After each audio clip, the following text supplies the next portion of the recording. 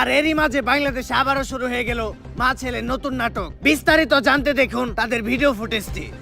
বাংলাদেশের আইন কতটা জঘন্য হলে এর মতো একটা বুইরা মহিলা আমার ধর্ষণ মামলা দেয়। 50 বছরের বুইরা মহিলা এর আবার কেউ ধর্ষণ করে কেমনে? এটা তুই করে যায় প্রমাণ করিস। আরে এগুলা করতো তোকে কিনা রে? তোরা তো বড় লোক, আমরা তো গরিব। বিএমডব্লিউ এ ঘুরি, ঢাকায় 4-5টা চুল কাটার সেলুন আছে, আমরা তো গরিব। কোর্ট আইন এগুলা তো আমাগো লেগে না, এগুলা তো তোকে কিনা। একটা ছেলে কতটা অসহায় হইতে পারে আমি বুঝাইতে পারবো না। একটা ছেলে কতটা অসহায় হইতে পারে, একটা দুইটা না 5-5টা মামলা করতে এই বজ্জাত মহিলা আমার নামে। আমার যেমনে খুশি অমনে না চাইতাছে। আমার একটা লাইফ আছে ভাই, আমিও মুভ অন করতে চাই। আমি ঘুরমু ফিরমু চুদলিং বং করমু, খাইয়া দিমু ফষ্টি নষ্টি করমু মেয়াগো লগে।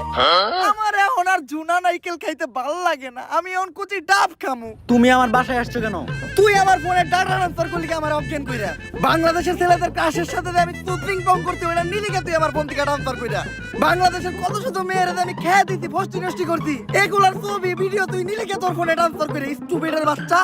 হ্যালো, মুমিনুল আসছে আমার বাসায়। ওরে যেই কাজের জন্য আন সেই কাজ না করে ও মারামারি করতেছে।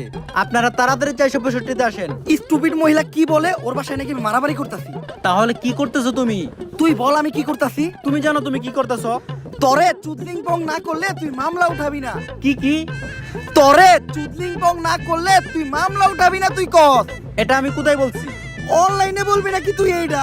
বাবা রে কি পড়িস মহিলা রে, ওরে চুদলিং পং করতে দে, আমার জীবনের চুদলিং পং হয়ে গেছে।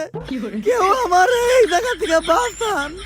দর্শক সবই তো দেখলেন, কি বুঝলেন? এখানে 10 টাকার আগামীকালকে হাইকোর্টে শুনানির রায়। কেউ কি পারবে মমিনুলকে বাঁচাতে? জানতে হলে চোখ রাখুন ফুটকা টিভিতে। সাথে আছে আমি রিপোর্টার কাকা।